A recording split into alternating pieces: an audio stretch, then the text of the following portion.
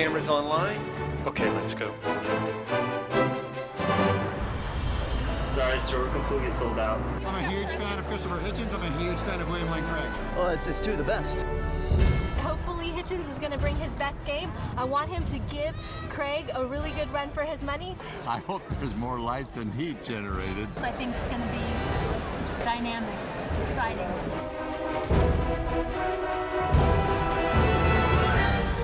I feel like I'm before the home crowd tonight, and I feel a certain responsibility. Is it going to be David and Goliath tonight? No, there are two Goliaths. I think it's probably the most important question of any culture, any time. 15 minutes. Start to push in slowly on Craig, Joey. I mean, the very first thing about Christianity is that God is, and if he isn't, then we're washed up, all right? What we do is a waste of time. That's why debates like this are so important.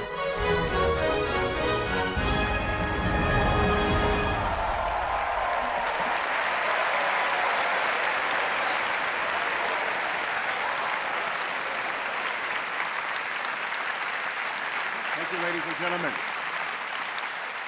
Our guest, by virtue of this crowd, it is obvious, need no introduction. I am not going to waste time then on elaborate introductions. I just wish to thank them both for being willing to participate in this most important of conversations. It is the best of times, it is the best of times for those who like to argue about God in the public square, largely because of the rise of new atheists such as Mr. Hitchens, Richard Dawkins, my friend William Lobdell, and others who have once again put to the center of the public stage the question of whether or not God does exist and whether or not Jesus Christ is his son. And it is up to people like William Lane Craig, prolific author, much beloved professor here, to enter into that conversation in a way that is both persuasive and winsome. And so without further ado, allow me to welcome up Vanity Fair columnist, prolific author, my friend and champion of freedom, Christopher Hitchens.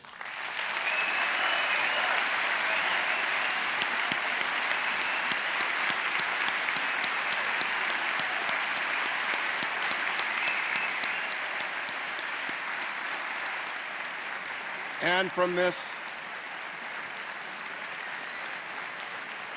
extraordinary lighthouse institution, another prolific author and apologist, a scholar extraordinaire who, like Mr. Hitchens, has his PhD from a wonderful English university, Professor William Lane Craig. Please, Professor.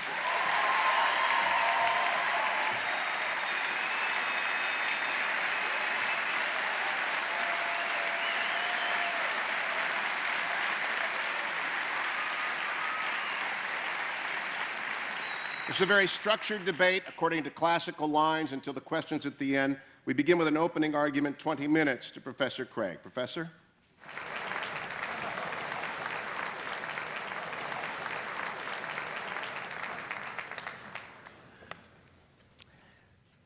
Good evening. I am very excited to be participating in this debate tonight. Jan and I used to sit in those very bleachers right over there watching our son John run up and down this court as a forward on the Biola Eagles. And so I feel like I'm playing on the home court tonight. And I want to commend Mr. Hitchens for his willingness to come into this den of lambs and to defend his views tonight. On the other hand, if I know Biola students, I suspect that a good many of you, when you came in tonight, said to yourself, I'm going to check my own views at the door, and I'm going to assess the arguments as objectively as possible. I welcome that challenge. You see, the question of God's existence is of interest not only to religion, but also to philosophy. Now, Mr. Hitchens has made it clear that he despises and disdains religion, but presumably he is not so contemptuous of philosophy. Therefore, as a professional philosopher, I'm going to approach tonight's question philosophically, from the standpoint of reason and argument. I'm convinced that there are better arguments for theism than for atheism. So, in tonight's debate, I'm going to defend two basic contentions. First, that there's no good argument that atheism is true. And secondly, that there are good arguments that theism is true. Now, notice carefully the circumscribed limits of those contentions. We're not here tonight to debate the social impact of religion or Old Testament ethics. or biblical inerrancy. All interesting and important topics, no doubt, but not the subject of tonight's debate, which is the existence of God. Consider then my first contention, that there's no good argument that atheism is true. Atheists have tried for centuries to disprove the existence of God, but no one's ever been able to come up with a successful argument. So, rather than attack straw men at this point, I'll just wait to hear Mr. Hitchens present his arguments against God's existence, and then I'll respond to them in my next speech. In the meantime, let's turn to my second main contention, that there are good arguments that theism is true. On your program insert, I outline some of those arguments. Number one, the cosmological argument. The question of why anything at all exists is the most profound question of philosophy. The philosopher Derek Parfit says, no question is more sublime than why there is a universe, why there is anything, rather than nothing.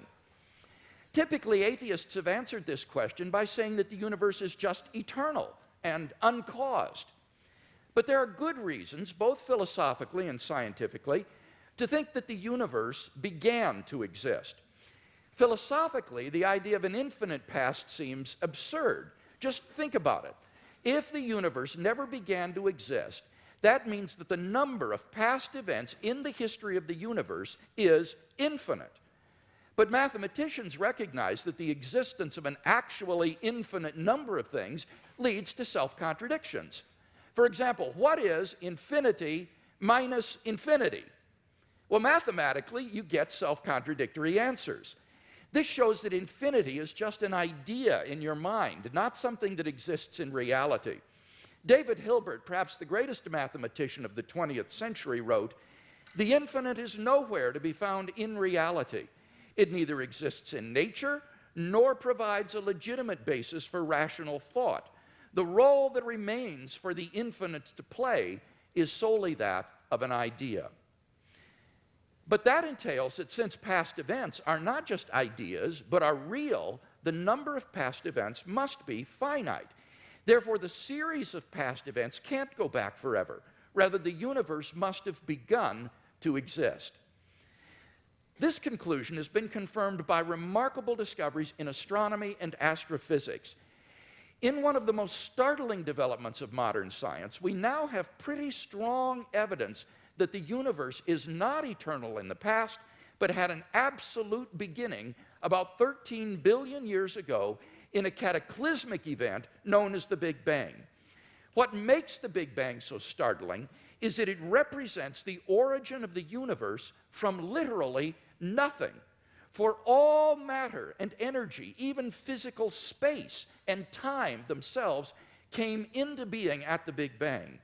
As the physicist P.C.W. Davies explains, the coming into being of the universe, as discussed in modern science, is not just a matter of imposing some sort of organization upon a previous incoherent state, but literally the coming into being of all physical things from nothing.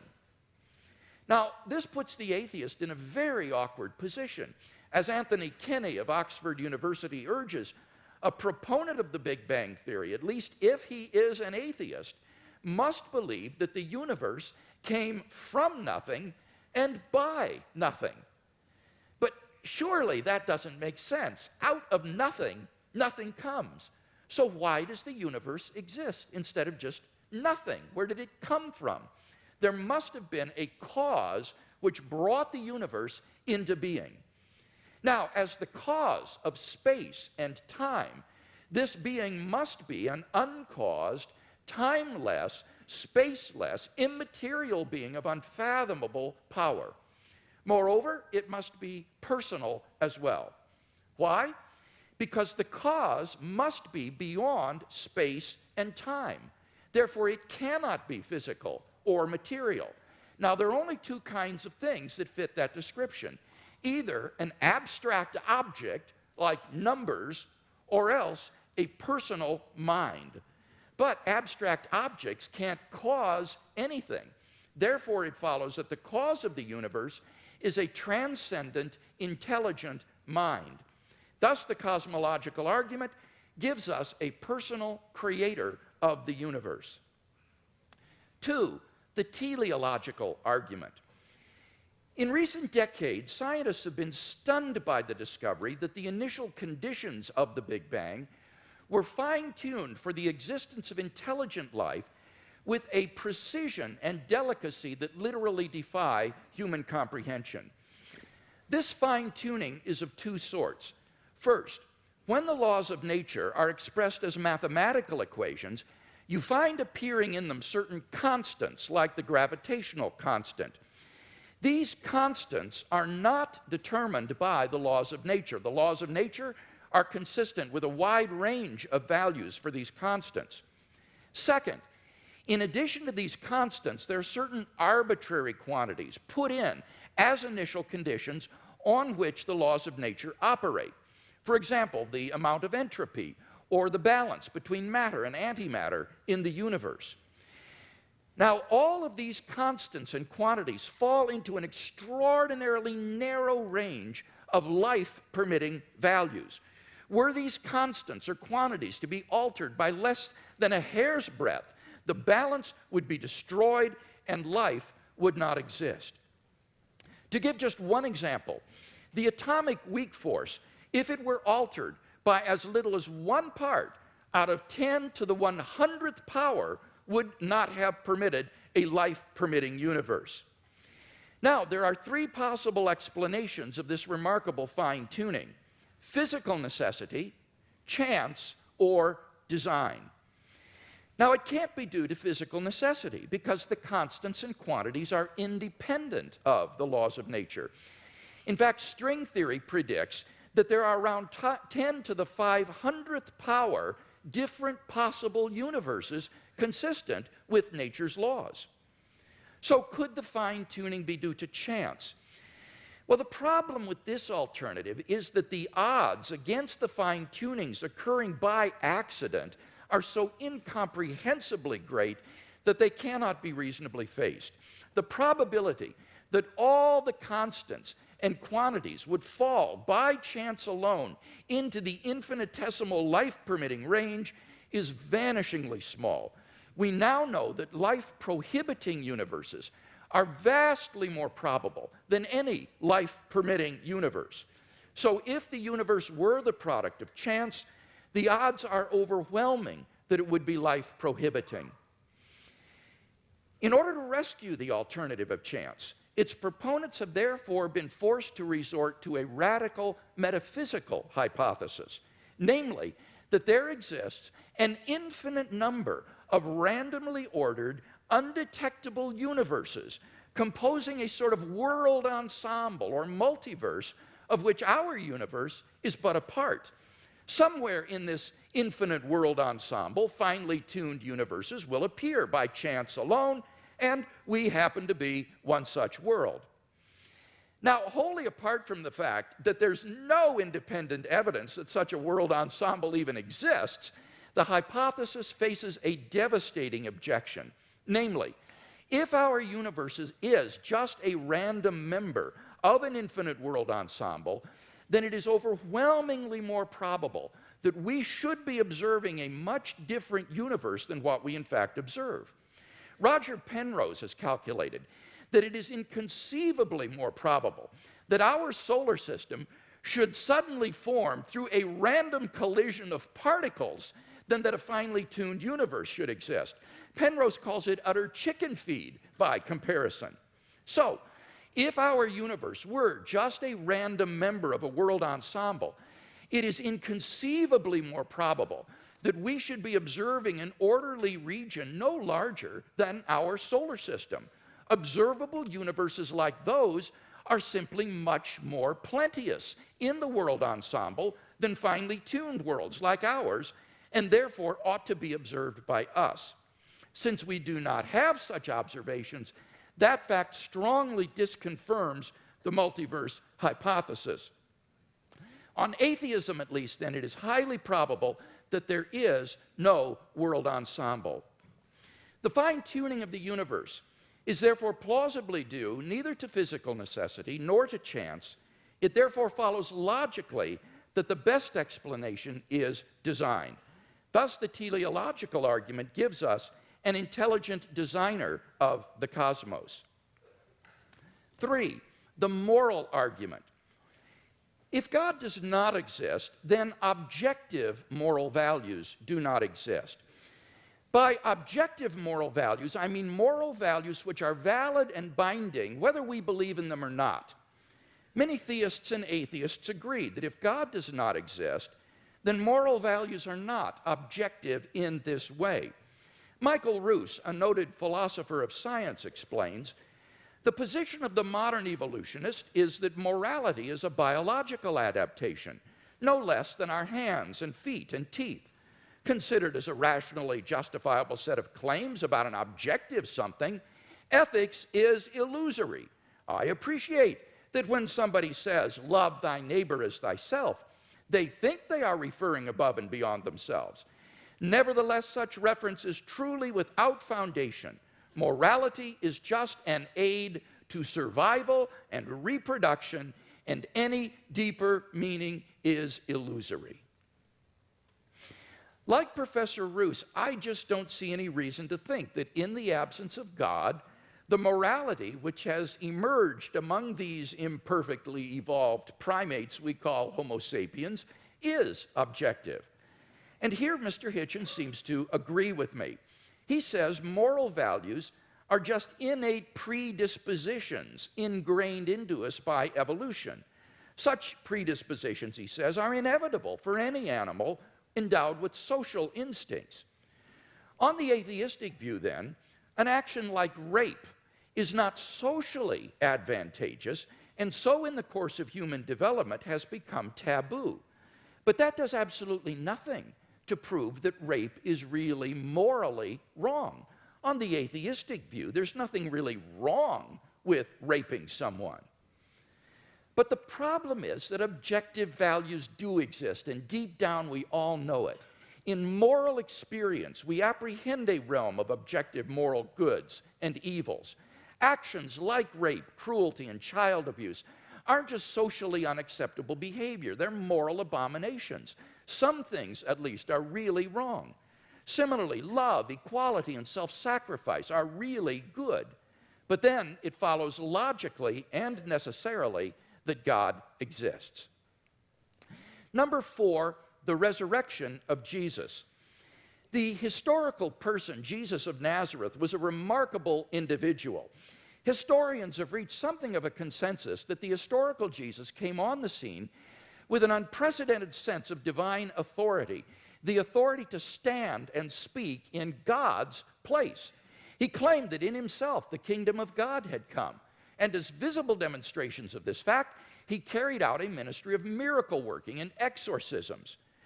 But the supreme confirmation of his claim was his resurrection from the dead. If Jesus did rise from the dead, then it would seem that we have a divine miracle on our hands and thus evidence for the existence of God. Now, most people probably think that the resurrection of Jesus is something you just believe in by faith or not. But there are actually 3 established facts recognized by the majority of New Testament historians today, which I believe are best explained by the resurrection of Jesus.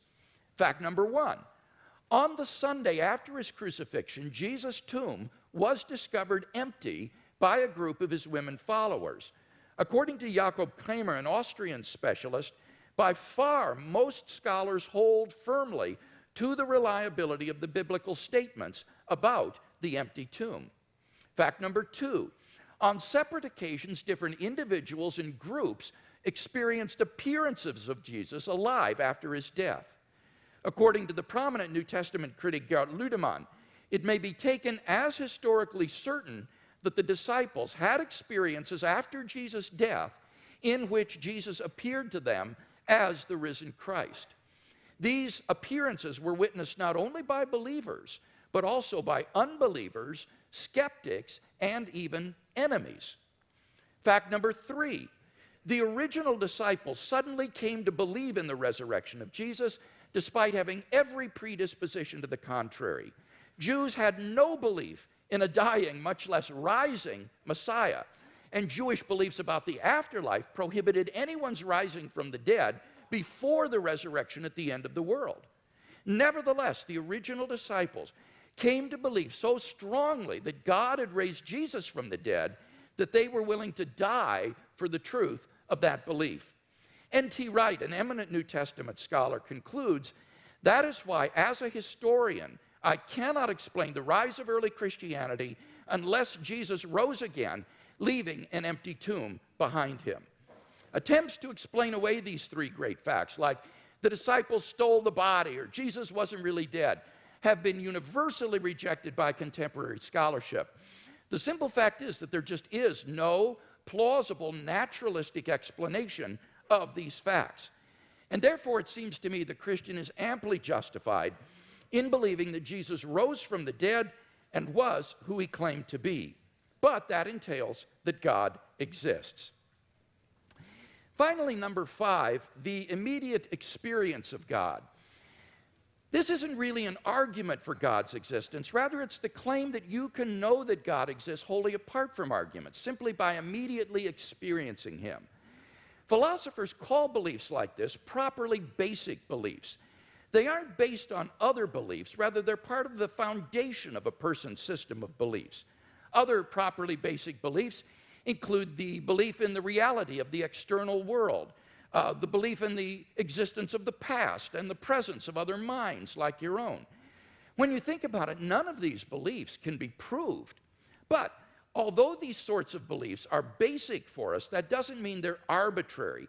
Rather, they're grounded in the sense that they're formed in the context of certain experiences. In the experiential context of seeing and hearing and feeling things, I naturally form the belief in a world of physical objects. And thus, my beliefs are not arbitrary, but appropriately grounded in experience. They're not merely basic, but properly basic. In the same way, belief in God is, for those who know him, a properly basic belief grounded in our experience of God. Now, if this is right, there's a danger that arguments for God's existence could actually distract your attention from God himself. If you're sincerely seeking God, then God will make his existence evident to you. We mustn't so concentrate on the external arguments that we fail to hear the inner voice of God speaking to our own hearts. For those who listen, God becomes an immediate reality in their lives. So, in conclusion then, we've seen 5 good arguments to think that God exists. If Mr. Hitchens wants us to believe instead that God does not exist, then he must first tear down all 5 of the arguments that I presented, and then in their place erect a case of his own to prove that God does not exist. Unless and until he does that, I think that theism is the more plausible worldview.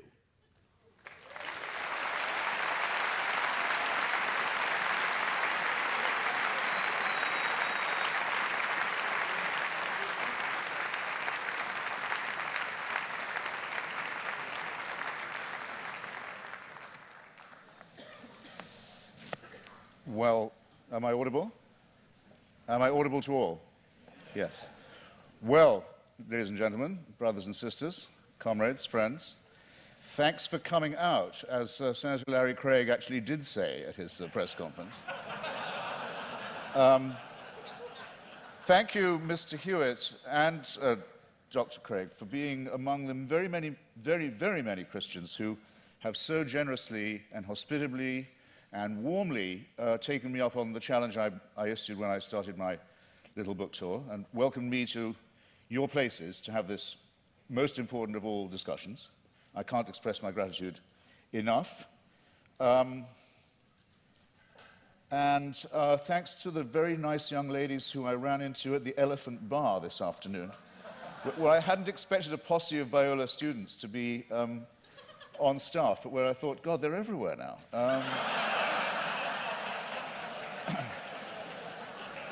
Now, what I have discovered in voyaging around this country and others in this debate, and just debating with Hindus, with Muslims, with the Jews, with Christians of all stripes, is that the arguments are all essentially the same for belief in the supernatural, for belief in faith, for belief in God, but that there are very interesting and noteworthy discrepancies between them. And one that I want to call attention to at the beginning of this evening is between those like my friend Doug Wilson, with whom I've now done a book of argument about Christian apologetics, who would call himself a presuppositionalist, in other words, for whom really it's only necessary to discover the workings of God's will in the cosmos, and to assume that the truth of Christianity is already proven, and what are called, and they include Dr. Craig with great honor and respect in this, the evidentialists. Now, I want to begin by saying that this distinction strikes me first as a very charming distinction, and second as false, or perhaps as a distinction without a difference. Well, why do I say charming? Because I think it's rather sweet that people of faith also think they ought to have some evidence. And I think it's progress of a kind. After all, if we had been having this debate in the mid-19th century, Professor Craig or his equivalent would have known little or probably nothing about the laws of physics and biology. Maybe even less than I know now, which is to say quite a lot in its way.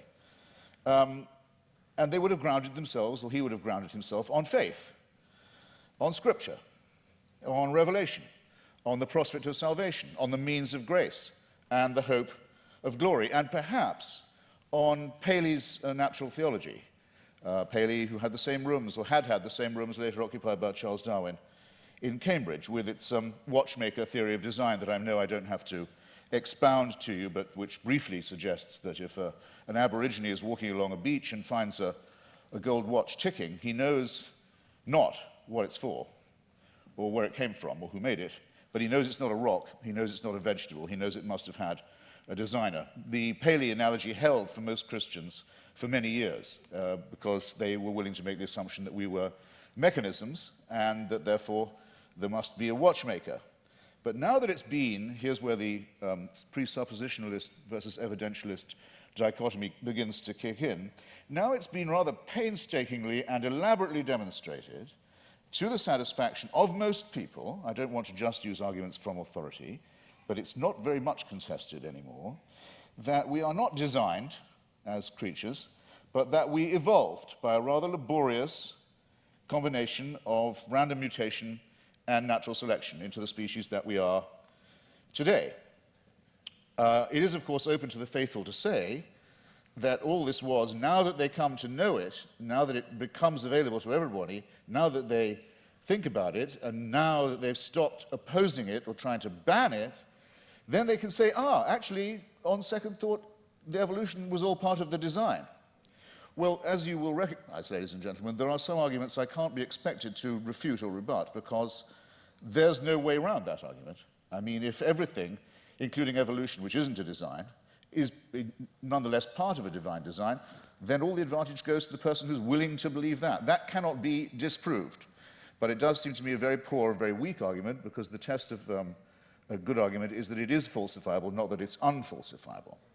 So this I would therefore, this tactic or this style of argument, which we've had some evidence of this evening, I would rebaptize, or might I dare say I would rechristen it, as retrospective evidentialism. In other words, everything can, in due time, if you have enough faith, be made to fit. And you too are all quite free to believe that a sentient creator deliberately, consciously put himself, a being, put himself or herself or itself to the trouble of going through huge epochs of birth and death of species over eons of time, in which 99%, in the course of which at least 99.9% of all species, all life forms ever to have appeared on Earth have become extinct, as we nearly did as a species ourselves. I invite you to look up the very alarming and beautiful and brilliant account by the National Geographic's coordinator of the Genome Project. By the way, you should send in your little sample from the inside of your cheek and have your African ancestry traced. It's absolutely fascinating to follow the mitochondrial DNA that we all have in common and that we have in common with other species, other primates, and other life forms, and find out where in Africa you came from. But there came a time, probably about 180,000 years ago, when, due to a terrible climatic event, probably in Indonesia, an appalling global warming crisis occurred, And the estimate is that the number of humans in Africa went down to between 40 and 30,000. This close, think about fine-tuning, this close to joining every other species that had gone extinct. And that's our Exodus story, is that somehow, we don't know how, because it's not written in any scripture, it's not told in any book, it's not part of any superstitious narrative, but somehow the escape from Africa to cooler latitudes was made. But that's how close it was. You have to be able to imagine that all this mass extinction and death and randomness is the will of a being. You are absolutely free to believe that if you wish. And all of this should happen so that one very imperfect race of evolved primates should have the opportunity to become Christians or to turn up at this gym tonight. That all of that was done with us in view. It's a curious kind of solipsism. It's a curious kind of self-centeredness. I was always brought up to believe that Christians were modest and humble and comported themselves with due humility. And there's a certain arrogance to this assumption that all of this extraordinary development was all about us. And we were the intended and designed result, and everything else was in the discard. The tremendous wastefulness of it, the tremendous cruelty of it, the tremendous caprice of it, the tremendous tinkering and incompetence of it, never mind, at least we're here, and we can be people of faith. It doesn't work for me, I have to simply say that, and I think there may be questions of psychology involved in this as well. Believe it if you can. I can't stop you. Believe it if you like. You're welcome. It's obviously impossible, as I said before, to disprove, and it equally obviously helps you to believe it if, as we all are, you're in the happy position of knowing the outcome. In other words, we are here, but there's a fallacy lurking in there somewhere too. Is there not? Now, it's often said, it was said tonight, and Dr. Craig said it in print, that atheists think they can prove the non-existence of God. This, in fact, very slightly but crucially misrepresents what we've always said. There's nothing new about the new atheists, it's just we're recent. There's nothing particularly new. Dr. Victor Stenger, a great scientist, has written a book called The Failed Hypothesis, which he says he thinks that science can now license the claim that there definitely is no God, but he's unique in that and I think very bold and courageous. Here's what we argue. We argue quite simply that there's no plausible or convincing reason, certainly no evidential one, to believe that there is such an entity, and that all observable phenomena, including the cosmological one to which I'm coming, are explicable without the hypothesis. You don't need the assumption. And this objection itself, our school falls into at least two, perhaps three sections. There's no such thing, no such word, though there should be, as adeism, or as being an adeist, but if there was one, I would say that's what I was. I don't believe that we are here as the result of a design, or that by making the appropriate propitiations and adopting the appropriate postures and following the appropriate rituals, we can overcome death. I don't believe that, and for a priori reasons, don't. If there was such a force, which I cannot prove by definition that there was not, if there was an entity that was responsible for the beginning of the cosmos, and that also happened to be busily engineering the very laborious production of life on our little planet, it still wouldn't prove that this entity cared about us, answered prayers, cared what church we went to, or whether we went to one at all, cared who we had sex with, or in what position, or by what means, cared what we ate, or on what day, cared whether we lived or died. There's no reason at all why this entity isn't completely indifferent to us. You cannot get from deism to theism except by a series of extraordinarily generous to yourself assumptions. The deist has all his work still ahead of him to show that it leads to revelation, to redemption, to salvation, or to suspensions of the natural order, in which hitherto you've been putting all your faith, all your evidence is on scientific and natural evidence, or why not, for a change of pace and a change of taste, say yes, but sometimes this same natural order, which is so miraculous in observation, no question about it, is so impressive in its favoring the conditions for life in some ways, but it's randomly suspended when miracles are required. So with caprice and contempt, these laws turn out not to be so important after all, as long as the truth of religion can be proved by their being rendered inoperative. This is having it both ways in the most promiscuous and exorbitant manner in my submission. bear in mind also that these are not precisely the differences between Dr. Craig and myself, I mean, morally or intellectually equivalent claims. After all, Dr. Craig, to win this argument, has to believe and prove to a certainty. He's not just saying there might be a God, because he has to say there must be one, otherwise we couldn't be here and there couldn't be morality. It's not a contingency for him. I have to say that I appear as a skeptic who believes that doubt is the great engine, the great fuel of all inquiry, all discovery, and all innovation, and that I doubt these things. The disadvantage, it seems to me, in the argument goes to the person who says, no, I know it, it must be true, it is true. We're too early in the study of physics and biology, it seems to me, to be dealing in certainties of that kind, especially when the stakes are so high. It seems to me, to put it in a condensed form, extraordinary claims, such as the existence of a divine power with a son who cares enough to come and redeem us, extraordinary claims require truly extraordinary evidence. I don't think any of the evidence we heard from Dr. Craig, brilliantly marshaled as it was extraordinary enough to justify the extreme claims that are being made and backed by it. Hypocrisy, said La Rochefoucauld, is the compliment that vice pays to virtue. Retrospective evidentialism strikes me in something of the same sort of light. It's a concession made to the need for fact. Maybe we better have some evidence to go along with our faith, but look at what Dr. Craig says in his book. He says, I'll quote directly, he says, should a conflict arise between the witness of the Holy Spirit to the fundamental truth of the Christian faith and beliefs based on argument and evidence, then it is the former which must take precedence over the latter. He adds not vice versa, but a good editor, I think, would have told you, you don't have to put the vice versa in. It's clear enough as it is. I'll say it again. Should a conflict arise between the witness of the Holy Spirit to the fundamental truth of the Christian faith and beliefs based on argument and evidence, then it's the former which must take precedence over the latter. That's not evidentialism. That's just faith. It's a priori belief. It's rephrased in another edition. It says, therefore, the role of rational argumentation in knowing Christianity to be true is the role of the servant. A person knows Christianity is true because the Holy Spirit tells him it is true. And while argument and evidence can be used to support this conclusion, they cannot legitimately overrule it. Now, then he goes on to say, the Bible says all men are without excuse. Even those who are given no reason to believe, and many persuasive reasons to disbelieve, have no excuse, because the ultimate reason they do not believe is that they have deliberately rejected God's Holy Spirit. That would have to be me. But you see where this lands you, ladies and gentlemen, with the Christian apologetic. You're told you're a miserable sinner who is without excuse. You've disappointed your God who made you, and you've been so ungrateful as to rebel.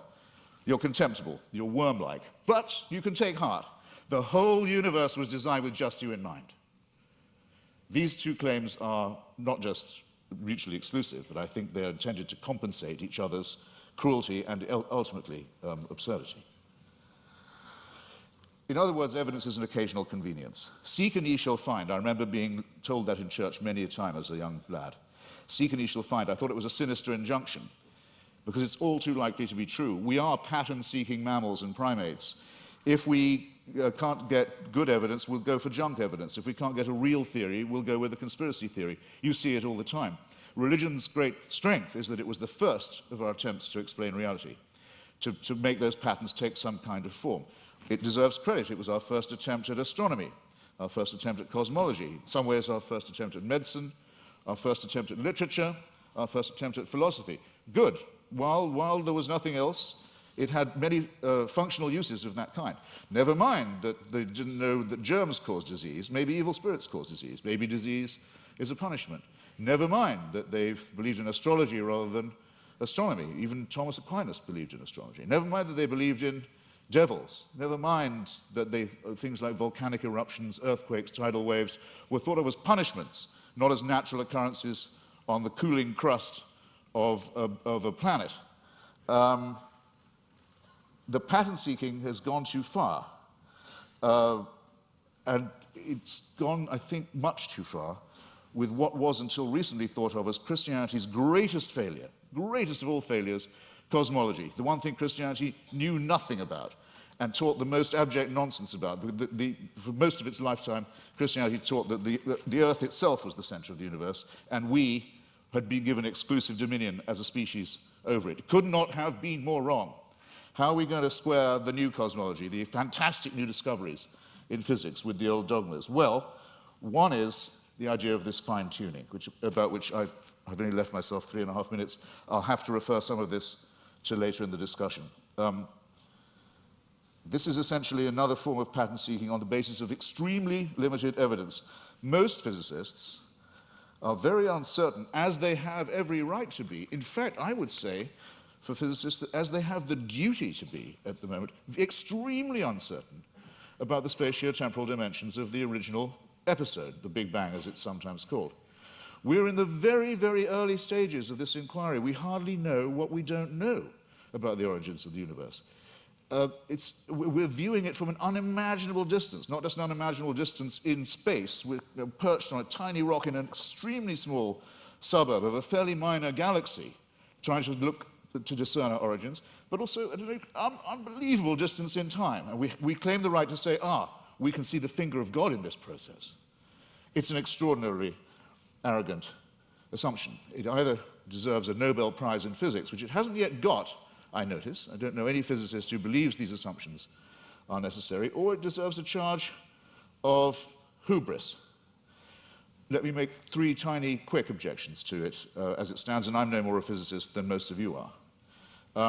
I'll make these lay objections. 1, was there pre-existing material for this extra spatio-temporal being to work with?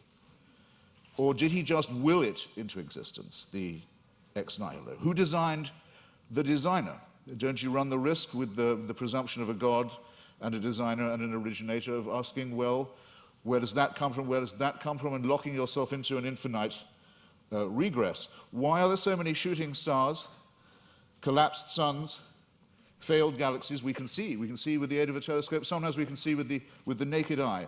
The utter failure, the total destruction of gigantic, unimaginable sweeps of outer space. Is this fine-tuning, or is it extremely random, capricious, cruel, mysterious, and incompetent?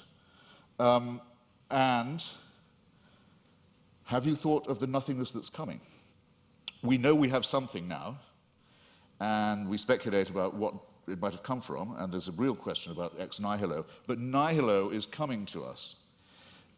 In the night sky, you can already see the Andromeda Galaxy. It's heading straight for ours on a collision course. Is that part of a design? Was it fine-tuned to do that?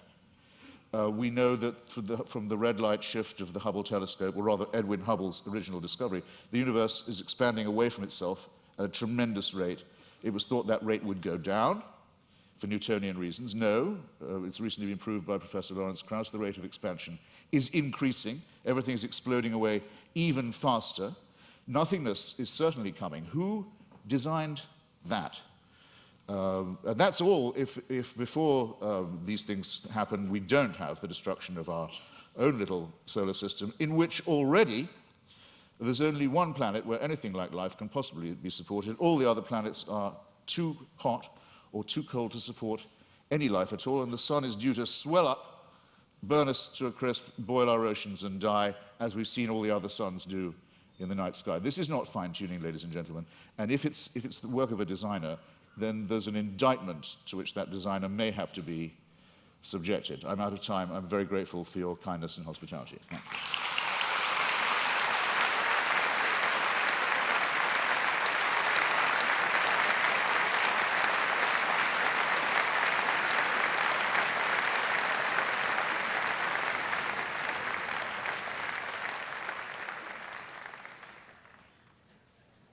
You'll remember that in my opening speech, I said I would defend 2 basic contentions in tonight's debate.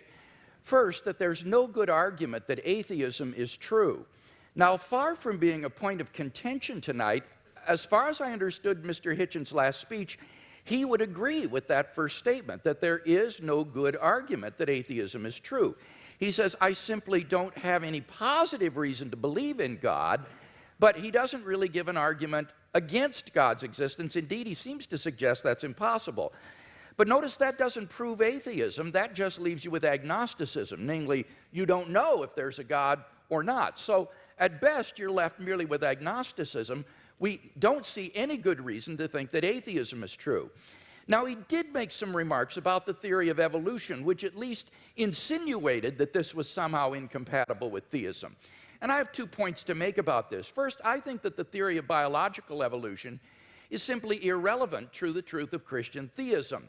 Howard Van Til, who is a professor at Calvin College, writes, "Is the concept of special creation required of all persons who trust in the Creator God of Scripture? Most Christians in my acquaintance who are engaged with either scientific or biblical scholarship have concluded that the special creationist picture of the world's formation is not a necessary component of Christian belief. Nor is this a retreat caused by modern science." St. Augustine in the AD 300s, in his commentary on Genesis, pointed out that the days don't need to be taken literally, nor need the creation be a few thousand years ago. Indeed, he suggested that God made the world with certain special potencies that would gradually unfold over time and develop. And this interpretation came 1,500 years before Darwin, so that it is not a forced retreat in the face of modern science. So any doubts that I would have about the theory of biological evolution would be not biblical, but rather scientific. Namely, what it imagines is fantastically improbable. Barrow and Tipler, 2 physicists, in their book, The Anthropic Cosmological Principle, list 10 steps in the course of human evolution, each of which is so improbable that before it would occur, the sun would have ceased to be a main sequence star and incinerated the Earth. And they calculate the probability of the evolution of the human genome to be somewhere between 4 to the negative 180th power to the 110,000th power, and 4 to the negative 360th power to the 110,000th power. So if evolution did occur on this planet, it was literally a miracle, and therefore evidence for the existence of God. So I don't think this is an argument for atheism. Quite the contrary, it really provides good grounds for thinking that God superintended the process of biological development. So the Christian can be open to the evidence to follow it where it leads. By contrast, as Alvin Plantinga has said, for the naturalist, evolution is the only game in town. No matter how fantastic the odds, no matter how improbable, it's got to be true, because there is no intelligent creator and designer.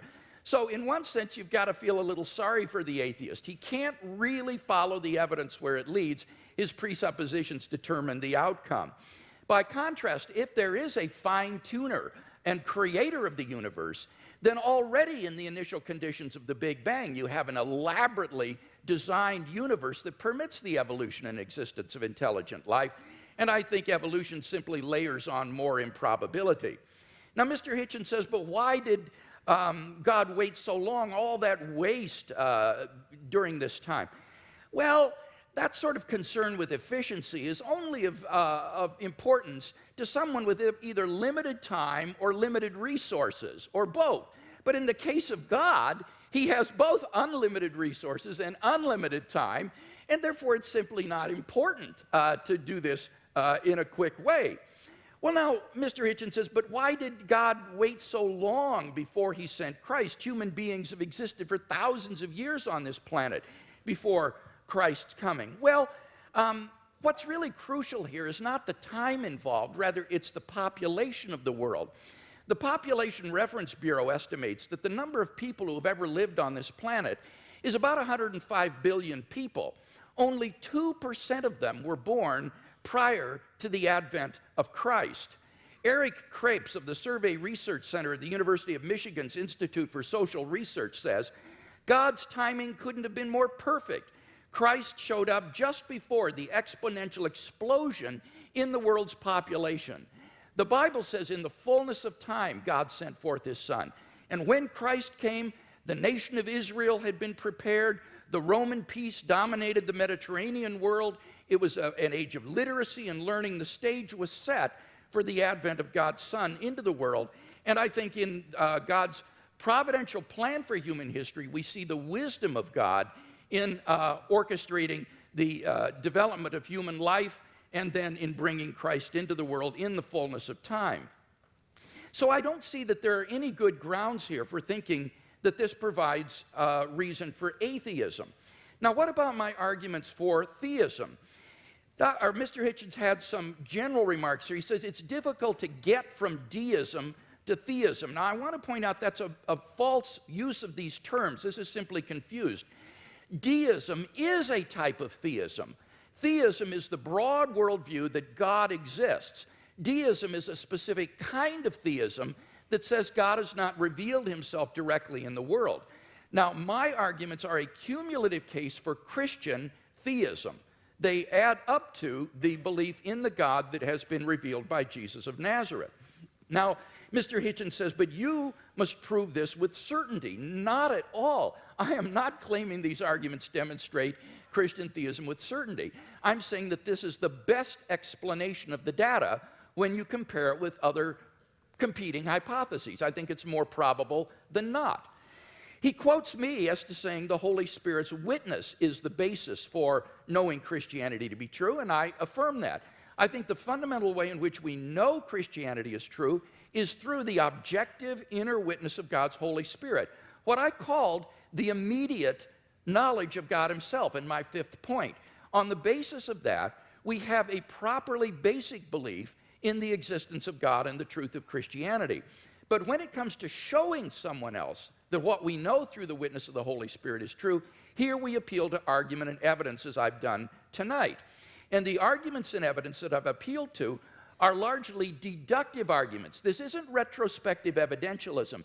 These are deductive arguments. If the premises are true, then you cannot deny the conclusion on pain of irrationality because the conclusions follow with logical necessity from the premises. So the only way to deny the conclusion is you've got to show me which of the premises are false. That's why you've got that program insert with the premises in your program for these arguments. Mr. Hitchens needs to identify which premises of the argument he rejects as false if he's to reject the conclusions. Now, with respect to my cosmological argument, notice that he didn't dispute whatever begins to exist has a cause, nor did he dispute the philosophical and scientific arguments for the beginning of the universe. All he asked was the question, was there pre-existent material? The answer is no, there was not. As Barrow and Tipler point out, at this singularity, space and time came into existence. Literally nothing existed before the singularity. So if the universe originated at such a singularity, we would truly have a creation ex nihilo, that is, out of nothing. And this isn't talking religion, folks. This is talking contemporary cosmology. So the first argument, it seems to me, is unrefuted. What about the fine-tuning argument? Here he said, well, scientists are terribly uncertain about the fine-tuning argument. Well, I think that's simply not the case. Sir Martin Rees, the Royal Astronomer Royal of Great Britain, has said, the laws governing our universe appear to be finely tuned for our existence. Everywhere you look, there are yet more examples. Wherever physicists look, they see examples of fine-tuning.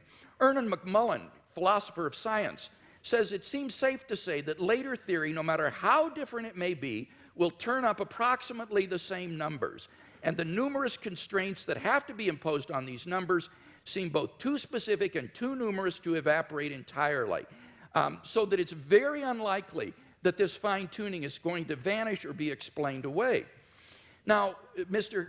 Hitchens responds, but we're headed toward nothingness. We're ultimately going to be doomed, and therefore the universe is not designed. Well, now, this is not a very powerful objection. The temporal duration of something is irrelevant to whether it's been designed.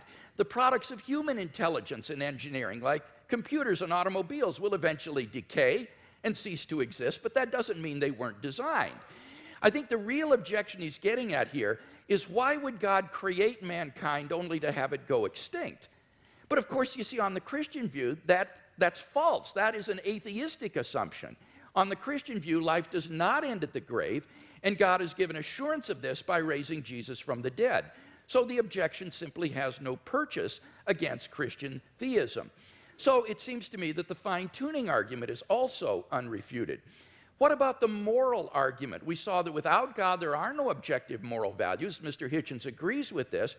And yet he himself affirms over and over again moral statements like the moral reprobation of religious intolerance and violence in the name of religion. So he does affirm objective values, but without any basis for it. What I can offer him as a theist is a transcendent basis for the objective moral values and duties that we both want to affirm. Fourthly, the resurrection of Jesus. Again, there was no response to this. Let me simply quote N.T. Wright in his recent study of the resurrection.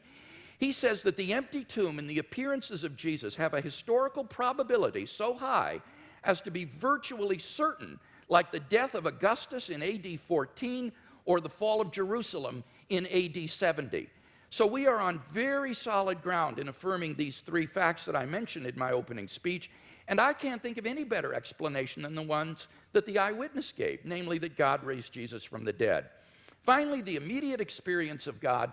Unless Mr. Hitchens can show that I'm psychologically deranged or delusional, it seems to me I'm perfectly rational on the basis of my immediate experience of God to believe that God exists and that therefore this for me is a properly basic belief.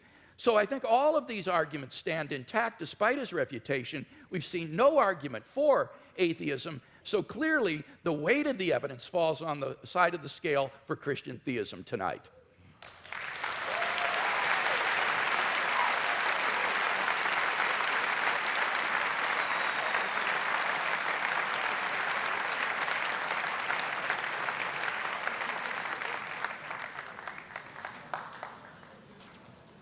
There is a terminological problem here, which may conceal more than just terminological difficulty. The proposition that atheism is true, or that is a misstatement of what I have to prove and what we believe. There's an argument among some of us as to whether we need the word at all. In other words, I don't have a special name for my unbelief in tooth fairies, say, or witches, or in Santa Claus. I just don't think that they're there. I don't have to prove a tooth fairyism. I don't have to prove a Santa Clausism. I don't have to prove a witchism. It's just I have to say I think that those who do believe these things have never been able to make a plausible or intelligible case for doing so. That's not agnosticism, because it seems to me that if you don't think there is any evidence, you're wrong to take refuge in saying you're neutral. You ought to have the courage to answer the question, which one is regularly asked, are you an atheist or not? Yes, I will say, I am. You can't tell anything else about me. You can't tell anything else about what I think, about what I believe, about what my politics are, or my other convictions. It's just that I don't believe in the existence of a supernatural dimension, and I've never been shown any evidence that any process observable to us cannot be explained by more satisfactory and more convincing means. The great physicist Laplace, when showing his working model of the solar system to the Emperor Napoleon, was asked, well, your model seems to have no room for a god in it, for deity. And he said, well, Your Majesty, it still all operates without that assumption. Now, here's what you would have to believe if you thought that this was all designed. Dr. Craig gave a slight parody of what I think about this. It could be true, but you'd have to imagine, let's say the human species has been, Homo sapiens has been with us, some people say as long as 250,000 years, some say 200, some say 100,000. Francis Collins and Richard Dawkins oscillate about this. It's not a very big argument. I'll just take 100,000, if you like. You have to imagine that human beings are born. Well, actually, most of them, a good number of them aren't born. They die in childbirth or don't long outlive it. They're born into a terrifying world of the unknown. Everything is a mystery to them, everything from disease to volcanic eruptions. Everything is, their life expectancy for the first, I don't know, many, many tens of thousands of years would be lucky to be in the 20s, probably dying agonizingly over their teeth, poorly evolved as the teeth are, and from other inheritances from being primates, such as the appendix that we don't need, such as the fact that our genitalia appear to have been designed by a committee, other shortcomings of the species, exaggerated by the by scarcity, by war, by famine, by competition, and so on. And for 98,000 years or so, heaven watches this with total indifference, and then, with 2,000 years to go on the clock, thinks, actually, it's time we intervened. We can't go on like this. Why don't we have someone tortured to death in Bronze Age Palestine? That should teach them. That should give them the chance of redemption. You're free to believe that, but I think the designer who thought of doing it that way was a very cruel, capricious, random, bungling, and incompetent one. The news of this, Dr. Craig talks as if, okay, but since then, there have been more people born, so it might have been a good time in terms of population growth. Well, there are a huge number of people in the world who still haven't even heard of this idea. The news hasn't penetrated to them. Or where it has, it's been brought to them by people who Dr. Craig doesn't think of as Christians, such as Mormons, for example. And it's taught to them in many discrepant and competitive and indeed incompatible and violently irreconcilable ways. And there's been a lot of argument in the church and the churches all this time about, well, okay, what is the answer to that? What about all the people who never could have heard the good news, or who never will hear it, or still haven't been reached by it, and who've died not knowing about it? What happens to them? How can they be saved? Well, the argument is that it's all somehow made retrospective. And as with so many of these arguments, I just comment on these, well, how convenient. Because if you're willing to make assumptions of this kind, then really evidence is only ancillary to what you are advancing. Now, I didn't have the chance. Oh, and just on Mr. Wright, sorry, I scrawled a note to myself. In your first round, Doctor, you said that N.T. Wright, who's an impressive person, says that no explanation of the success of Christianity is possible that doesn't rest on the terms of its being true. In other words, Wright says it was so successful, it must have been, and the people were so strongly motivated to believe it that it must have been true. I regard that as a very, very unsafe assumption. Or if it is a safe one, then it must surely apply to Islam and to Mormonism. I mean, these are two very, very, very fast-growing religions, have people prepared to sacrifice enormously for it, have ancestors who were absolutely determined of the truth of it at the time, and who made extraordinary conquests in its name.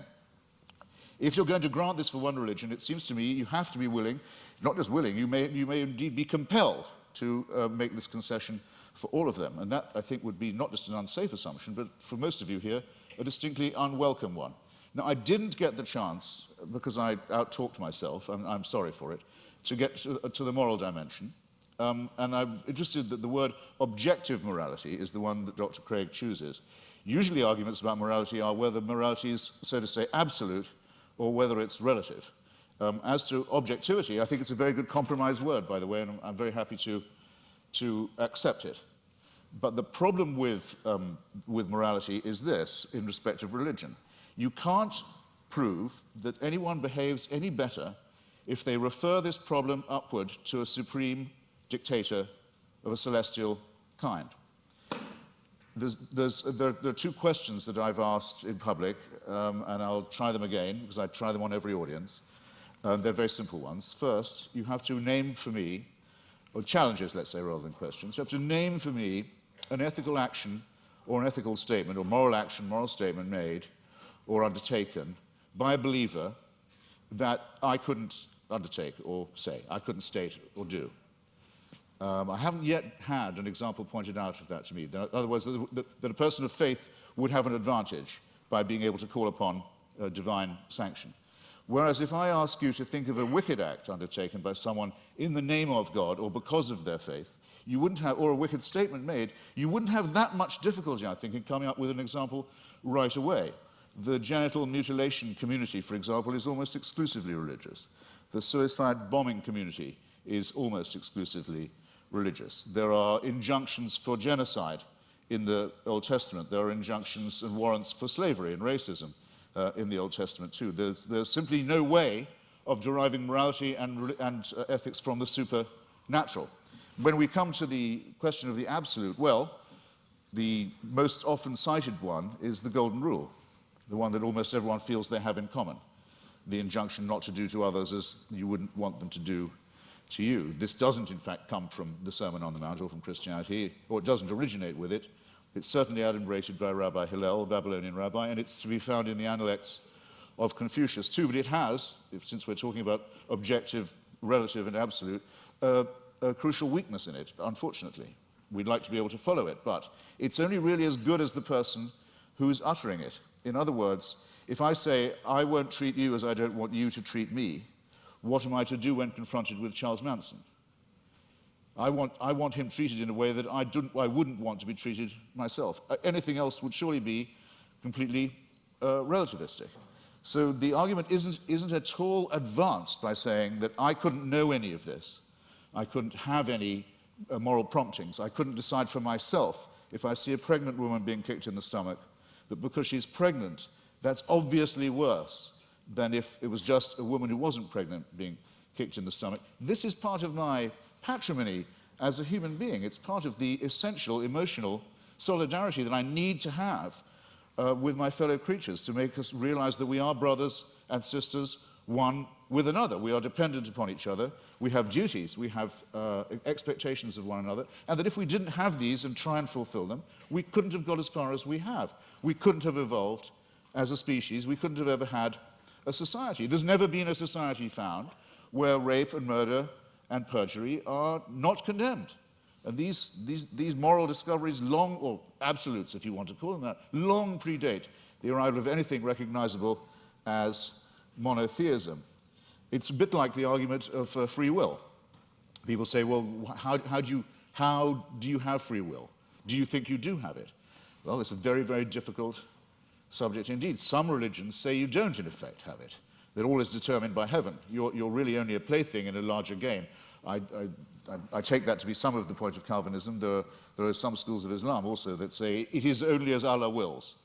There's no will of yours really involved, as long as you're willing to make the prostration and the obedience. So the connection between religion and free will isn't as simple, as easy as some people like to think it is. But I would say, yes, I think we have free will. When asked why I think so, I would have to take refuge in philosophical irony and say, because I don't think we have any choice but to have free will.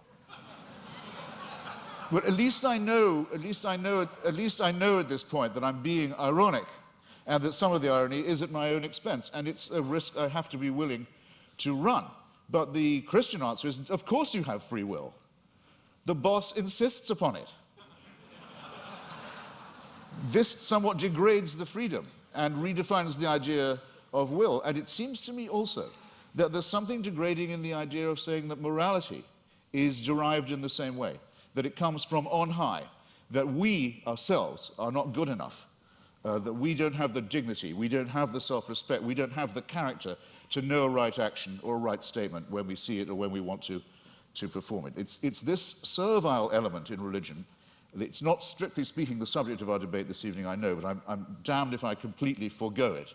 It's the idea that buried in the religious impulse is actually the wish to be unfree, is the wish for an immovable, unchangeable, celestial authority, a kind of heavenly North Korea that will take our decisions, away from us and commit us only to worship and praise and thank a great leader and his son, the dear leader, forever and ever and ever. I'm so glad there's no evidence that this is true. Thank you.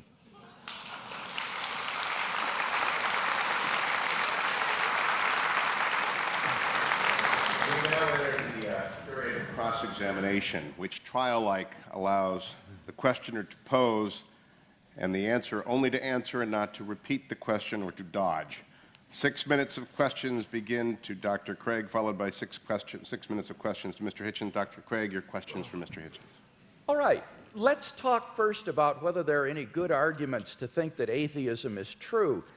Now, it seems to me that you're rather ambivalent here, that you say, you redefine atheism to mean a sort of atheism or non-theism. That's what it means. But how do you distinguish then the different varieties of non-theism?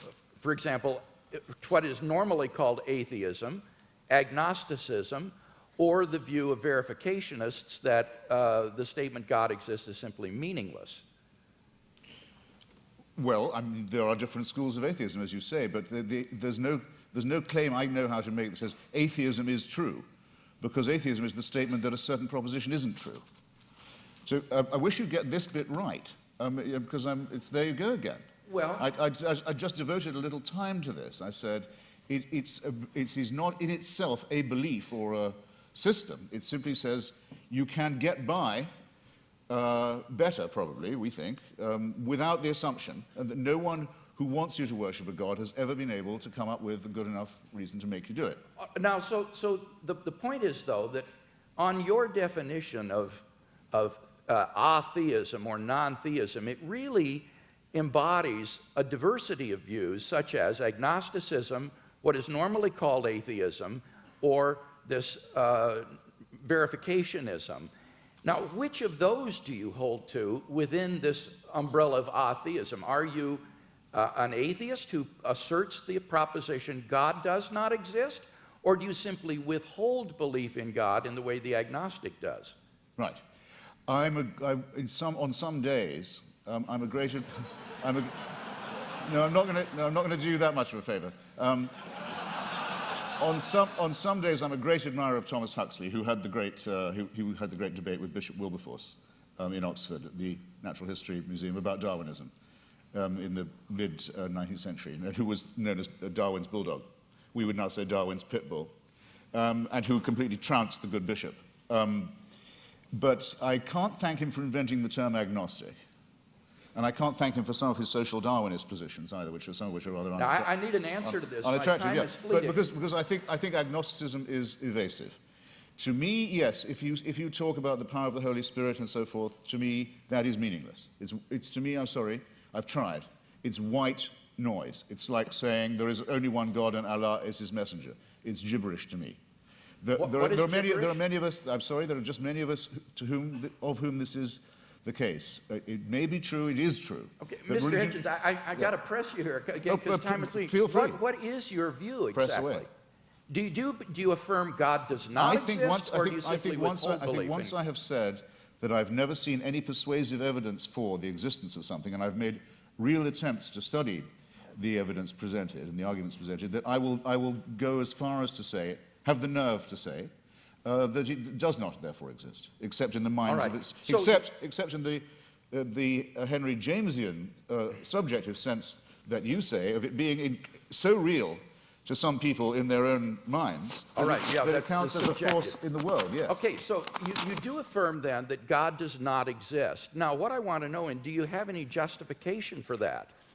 I think I've come unwired in some horrible way. You're fine. Are you sure?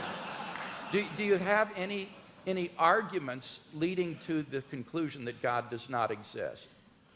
Well, I would rather. I think I'm wondering if I'm boring anybody now. I would rather say. I'd rather state it in reverse and say I find all the arguments in favor to be fallacious or unconvincing. And I'd have to add that though this isn't my reason for not believing in it, that I would be very depressed if it was true. But that's a quite different thing. I don't say of atheism that it's at all morally superior. That would be very risky. I wouldn't admit that it was at all morally inferior either, but we can at least be acquitted on the charge of wishful thinking. I wonder if that's the case. Would you agree that the absence of evidence is not evidence of absence? Well, you know, I'm not sure that I would agree. Okay. Let's turn to the moral argument and talk about that a little bit. I think you've misunderstood the moral argument. Given the stakes, Doctor, sorry. Given the stakes, I mean, you're not saying, we're not talking about unicorns or tooth fairies or leprechauns here. We're talking about an authority that would give other human beings the right to tell me what to do in the name of God. So for a claim like that, if there's no evidence for it, it seems to me not a small question. No, it's certainly not a small question. Because you're making a very, very, very large claim. Your evidence had better be absolutely magnificent, it seems to me. And it's the lack of magnificence, I think, that began to strike me first. One final question, Doctor. Okay, well, let's go to the moral argument. It seems to me there that you've misunderstood the argument in that we're looking for an objective foundation for the moral values and duties that we both, I think, want to affirm. It's not a matter of whether or not we can know what is right and wrong, or that we need God to tell us what is right and wrong. It's rather that we need to have some sort of an objective foundation for right and wrong. Wouldn't you agree on your view, it's simply the sociobiological spin-offs of the evolutionary process, and that therefore these do not provide any sort of objective foundation for moral values and duties? That could be true, yes. That Okay. could well be true. Yeah, I don't want to be too much of a reductionist, but it's entirely possible that it is purely evolutionary and functional. One wants to think that there's a bit more to one's love for the fellow creature than that. But it doesn't add one iota of weight or moral gravity to the argument to say, but that's because I don't believe in a supernatural being. It's a non sequitur. Mr. Hitchens, your questions for Dr. Craig. Well, I'd like to know first, you said that the career of Jesus of Nazareth involved a ministry of miracles and exorcisms. When you say exorcism, do you mean that you believe in devils too? What I meant there was that most historians agree that Jesus of Nazareth practiced miracle working and he practiced exorcisms. I'm not committing myself, nor are historians committing themselves to the reality of demons, but they are saying that Jesus did practice exorcism and he practiced healing. So you believe that Jesus of Nazareth caused devils to leave the body of a madman and go into a flock of pigs that hurled themselves down the Gadarene slopes into the sea? Do I believe that's historical? Yes. Right. That would be sorcery, wouldn't it, though? No, it would be an illustration of Jesus' ability to command even the forces of darkness, and therefore an illustration of the sort of divine authority that he was able to command and exercise. This, as I say, is illustrative of this unprecedented sense of divine authority that Jesus of Nazareth had, that he even could command the forces of darkness and that they would obey. So whether you think he was a genuine exorcist or that he merely believed himself to be an exorcist, what is historically undeniable is that he had this radical sense of divine authority, which he expressed by miracle working and exorcisms. Right. And you believe he was born of a virgin? Yes, I believe that as a Christian. I couldn't claim to prove that historically. That's not part of my case tonight. But I as a Christian, I believe that. And I know you believe in the resurrection, but yes, and for that I think that we have good evidence. As a matter of biblical, what shall we call it, consistency, it's said in one of the Gospels that at the time of the crucifixion, all the graves of Jerusalem were opened, and all the tenants of the graves walked the streets and greeted their old friends. It makes the resurrection sound rather a commonplace in the greater Jerusalem area.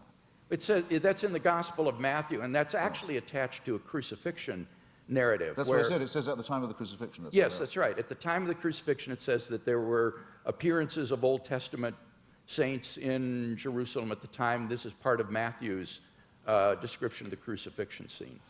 Do you believe that? I don't know whether Matthew intends this to be apocalyptic imagery or whether he means this to be taken literally. I've not studied it in any depth, and I'm open-minded about it.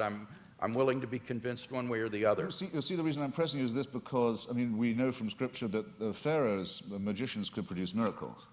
In the end, Aaron could outproduce them. But what I'm suggesting to you is even if the laws of nature can be suspended and great miracles can be performed, it doesn't prove the truth of the doctrine of the person who's performing them. Or would you not agree to that? Not necessarily. I think that's right. So somebody could be casting out devils from pigs, and that wouldn't prove he was the Son of God. I think that's right. In fact, there were Jewish exorcists. The only point that I was trying to make there was that this was illustrative of the kind of divine authority that Jesus claimed, especially since he didn't cast them out in God's name, or he didn't perform miracles by praying to God.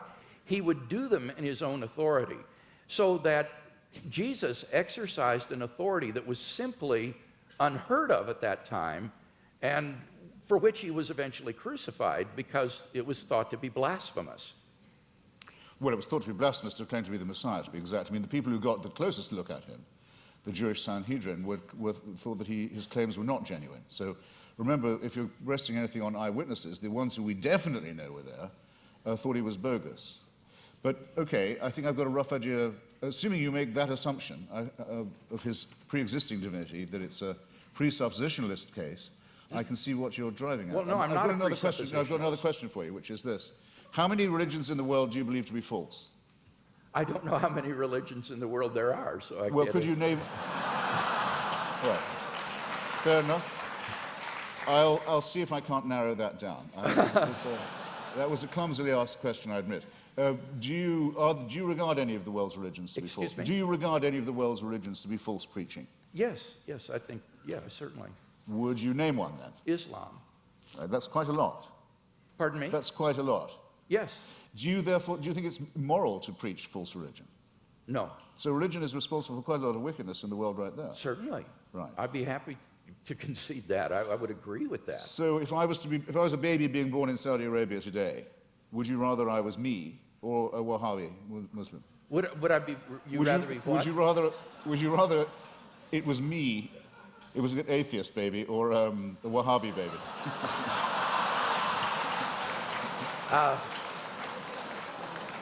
I don't have any preference as to whether you would. You don't. As bad as that. Okay. Are there any? Sorry, I've only got a few seconds. It's a serious question. I shouldn't squander it. Are there any Christian denominations you regard as false? Certainly. Could I know what they are?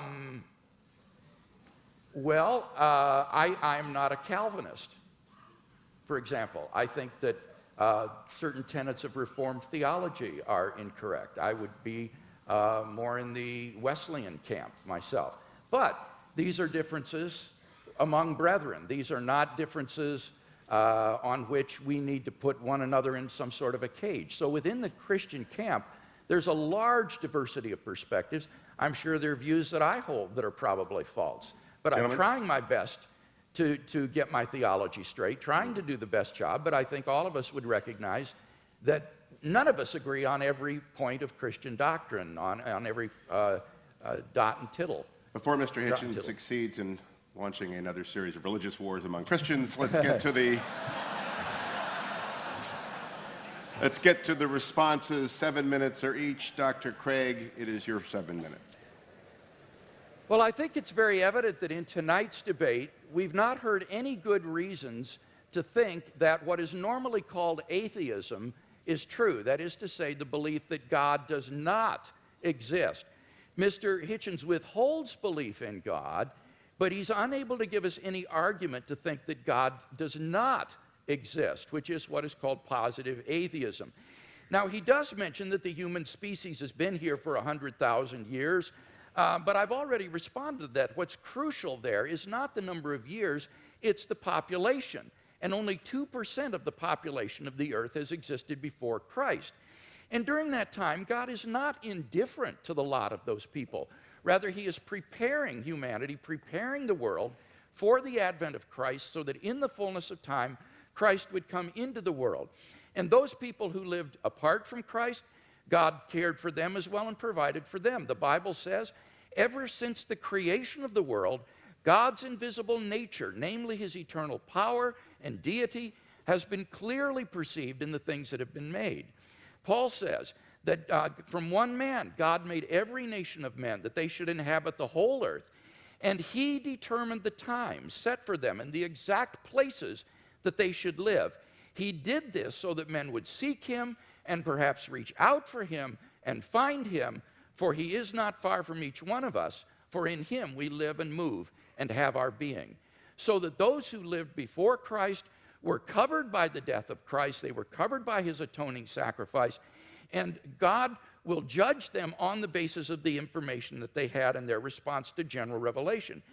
Similarly, for those who haven't heard of the gospel yet today, they will be judged on the basis of the information that they do have and how they respond to that. And aren't you glad that you don't have to judge them? You can leave this up to the hands of a just and holy and merciful God who will judge people on the basis of how they respond to the revelation that they do have. So we've not heard any argument tonight that God does not exist. Now, by contrast, I've given 5 arguments to show that Christian theism is true. First, We saw the cosmological argument. Mr. Hitchens has not disagreed with either of the premises of this argument, and so we have good grounds for believing there's a personal creator of the universe. As for the teleological argument, again, he didn't respond to what I said in my last speech with respect to the fine-tuning being well established in science, and that the fact that we're going toward nothingness, as he puts it, is an atheistic assumption, not a Christian assumption, and therefore doesn't do anything to disprove design. Now, what about the moral argument? Here he says that you have to prove that people would behave better if they believed in God. That's not the argument. I hope that's clear to everyone. The argument is that without God as a transcendent foundation for moral values, we're simply lost in sociocultural relativism.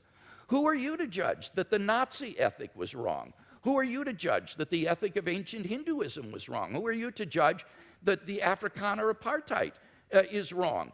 This is all just the result of sociocultural evolution, and there is no transcendent objective standard apart from God, and that's what God delivers for us.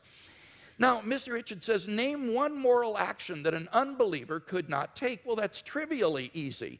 If God exists, there are all kinds of moral duties that we have that the unbeliever could not recognize.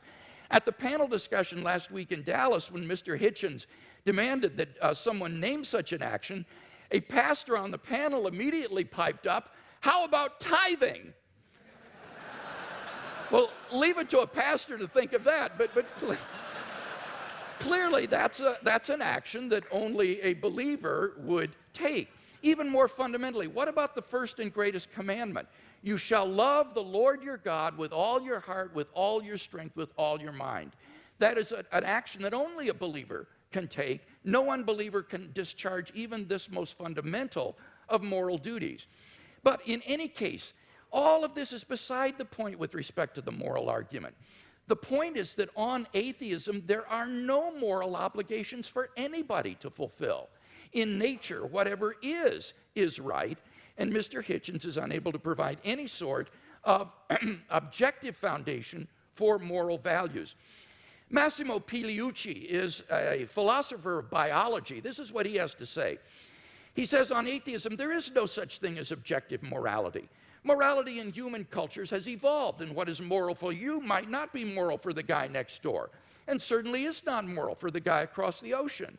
And what makes you think that your personal morality is the one and everybody else is wrong? What we call homicide or rape, he said, is very, very common among different kinds of animals. Lions, for example, commit infanticide on a regular basis. Now, are these kinds of acts to be condoned? I don't even know what that means because the lion doesn't understand what morality is. Morality, he says, is an invention of human beings. It's just a convention that human beings have adopted to live together, but it has no objectivity. And that's what I offer Mr. Hitchens tonight, is a solid, transcendent foundation for the moral values that I think he so desperately wants to affirm. What about the resurrection of Jesus? Here he misunderstood N.T. Wright's argument. N.T. Wright's argument is not that the success of Christianity means that it's true. That would apply to Islam and Mormonism.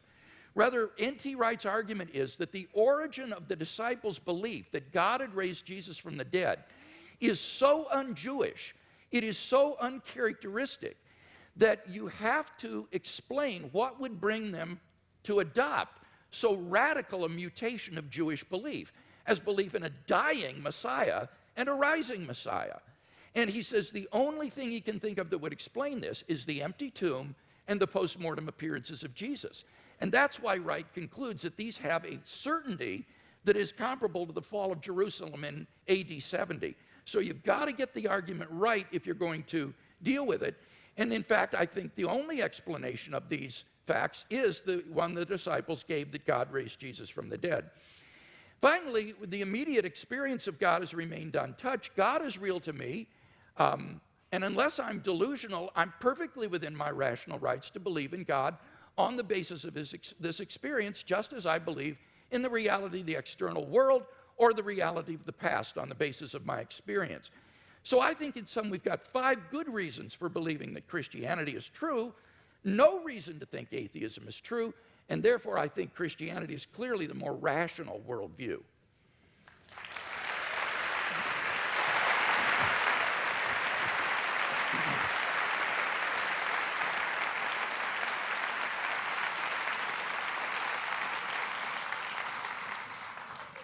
I think you'll correct me if I'm wrong, it's Tertullian, isn't it, who says something like, it's variously translated, credo quia absurdum, that the very improbability of the thing, the very unlikelihood of it, the unlikelihood that anyone would fabricate such a thing, for example, that a Jew could be brought to believe something so extraordinary, is testimony to its truth. I'm sure there can't be anyone who doesn't think that's a little too easy, a little too facile. I myself, for example, have followed the career of a woman known vulgarly in the media as Mother Teresa, an Albanian named Agnes Bujashu, a Catholic fanatic operating in the greater Calcutta area.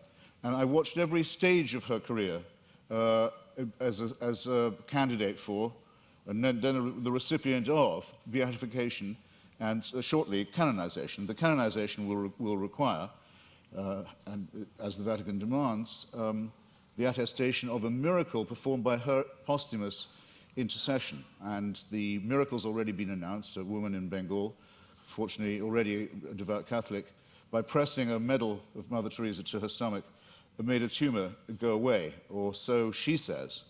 All the witnesses to this have since recanted. All the doctors have given a much better explanation of how she was cured, of the swelling and the growth and what the medicines were and so forth, but they're still stuck with it.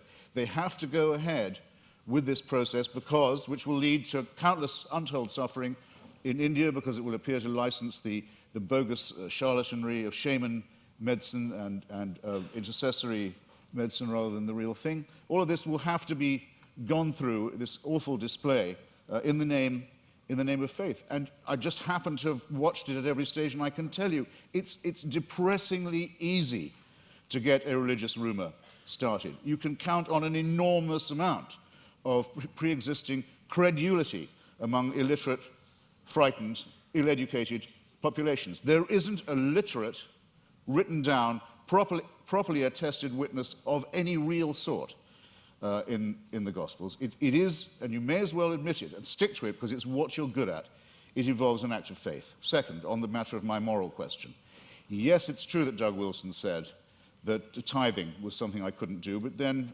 I'm not moving the goalposts here, I don't think I'd regard giving all my money to the new St. Andrew's Church as a moral act. The only challenge that I've had so far that I really couldn't get out of, I should share it with you, was I was told, well, you couldn't do this. You couldn't say, Father, forgive them for they know not what they do. No, but nor could you, as people of faith. You wouldn't dare. It would be blasphemy for you to do it. There's only one person who can do that, even on your account. So with respect, ladies and gentlemen, I think both my challenges stand. It hasn't been shown that I couldn't be a moral person, despite my unbelief, and it has certainly not been demonstrated that belief will ensure you against wickedness. You mentioned things like apartheid and Nazism. Well, let me just run it by you. Partly this often comes up because people say, what about the crimes and wickednesses of the secular world? The apartheid system in South Africa was actually a creation of the Dutch Reformed Church. It was justified theologically as the giving of a promised land to one Christian religious tribe, in which everyone else was supposed to be hewers of wood and drawers of water. It wasn't until the Dutch Reformed Church, under pressure, agreed to drop their racist preachments of many years that the apartheid system could be dismantled. The dictatorship in Greece in 1967 to 74 was proclaimed by the Greek Orthodox Church as a Greece for Christian Greeks. The Russian Orthodox Church at present, maybe this is one of the churches you don't recognize as Christian, I don't know, but it's currently become the bodyguard of the Vladimir Putin dictatorship in Russia. They are now producing, the Russian Orthodox Church, actual icons with halos around them of Joseph Stalin for distribution to extreme Russian nationalists and chauvinists for whom the church has become the spiritual sword and buckler. In Nazi Germany, prayers were said every year on the Führer's birthday by order of the churches for his survival and well-being. The first concordat signed by Hitler and by Mussolini in both cases was with the Vatican. If you take out the word fascist from any account of the 1920s and 30s, any reputable historical account, and you insert the words Christian right wing or actually Catholic right wing, you don't have to change a word of the rest of the sentence. And the third member of the Axis, the Japanese empire was led by someone who actually claimed he was himself a god, and to whom everyone in Japan was a serf and had to admit his godhead and divinity. And it was said to all of them, where would we know without the emperor? How would we know what to do? How would we know what a right action was? Without him, there would be screwing in the streets. There would be chaos. No one would know their bearings. Without our God, we would be rudderless. Many Japanese people, in fact, it's pitiful to report, still actually believe that. I want to say, in other words, that religion is the outcome of unresolved contradictions in the material world. That if you make the assumption that it's man-made, then very few things are mysterious to you. If you make the assumption that religion is man-made, then you would know why, it would be obvious to you why, there are so many religions. When you make the assumption that it's man-made, you will understand why it is that religion has been such a disappointment to our species, that despite innumerable revivals, innumerable attempts again to preach the truth, innumerable attempts to convert the heathen, innumerable attempts to send missionaries all around the world, that the same problems remain with us, that nothing is resolved by this, that if all religions died out, or all were admitted to be false, instead of, as all believers will tell you, only some of them are false. In other words, we're faced with the preposterous proposition that religion are either all of them true, or none of them true, or only one exclusive preachment is true. And none of these seem to me coherent, and all of these seem to be the outcome of a man-made cult. Assume that all of them were discredited at the same time, all of our problems would be exactly what they are now. How do we live with one another? Where indeed do morals and ethics come from? What are our duties to one another? How shall we build the just city? How shall we practice love? How shall we deal with the baser, what Darwin called the lowly stamp of our original origins, which comes not from a pact with the devil or an original sin, but from our evolution as well. All these questions, ladies and gentlemen, would remain exactly the same. Emancipate yourself from the idea of a celestial dictatorship, and you've taken the first step to becoming free. Thank you.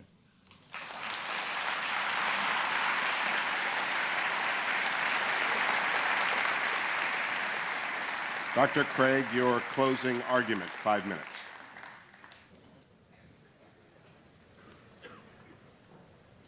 In my final speech, I'd like to try to draw together some of the threads of this debate and see if we can come to some conclusions.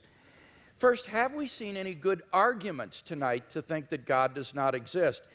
No, I don't think we have. We've heard attacks upon religion, Christianity impugned, God impugned, Mother Teresa impugned, but we haven't heard any arguments that God does not exist.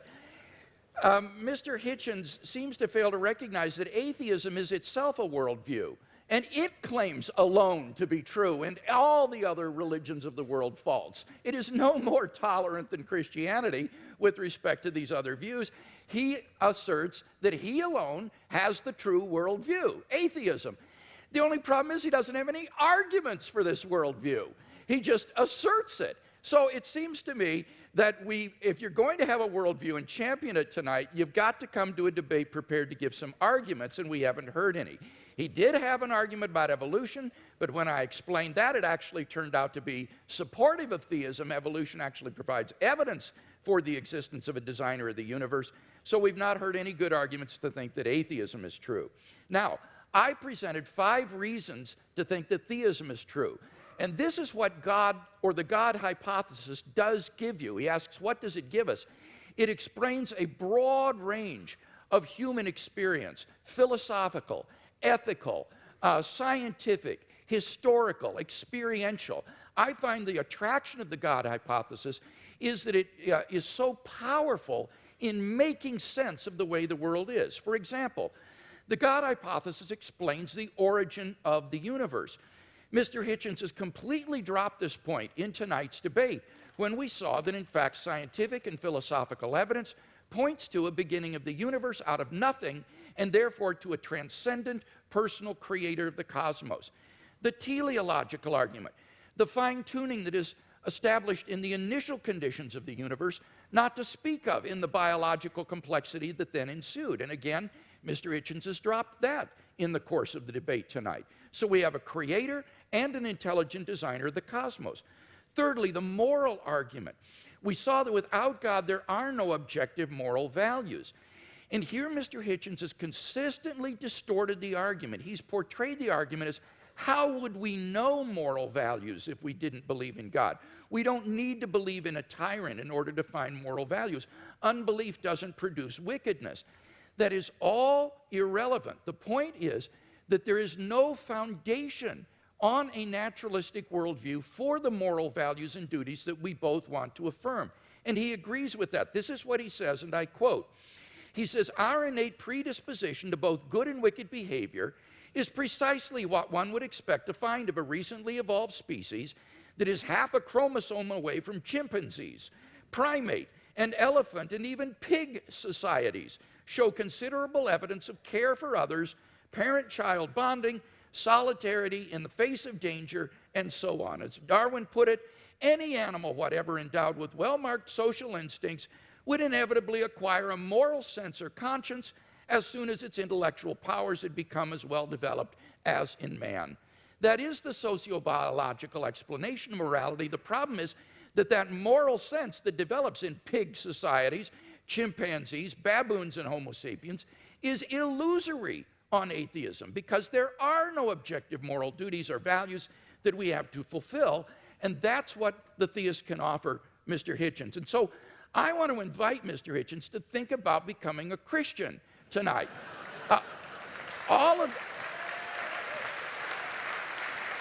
Honestly, if he is a man of goodwill who will follow the evidence where it leads, all of the evidence tonight has been on one side of the scale. And he wants to affirm objective moral values, so why not adopt theism? The resurrection of Jesus has gone unrefuted. The argument is not that it's too improbable to be false. The argument is that you need a historically sufficient explanation to explain why the disciples came to believe this. And there isn't one apart from the empty tomb and appearances. It's not a matter of rumor because the empty tomb was public knowledge in Jerusalem. It would be impossible for Christianity to flourish in Jerusalem in the face of an occupied tomb. Finally, the immediate experience of God. If there's anybody watching or listening to the debate tonight who hasn't found God in a personal, experiential way, then I want to invite you as well to think about becoming a Christian. I became a Christian as a junior in high school, and it changed my entire life. And I believe that if you'll look into it honestly with an open mind and an open heart, that it can change your life as well.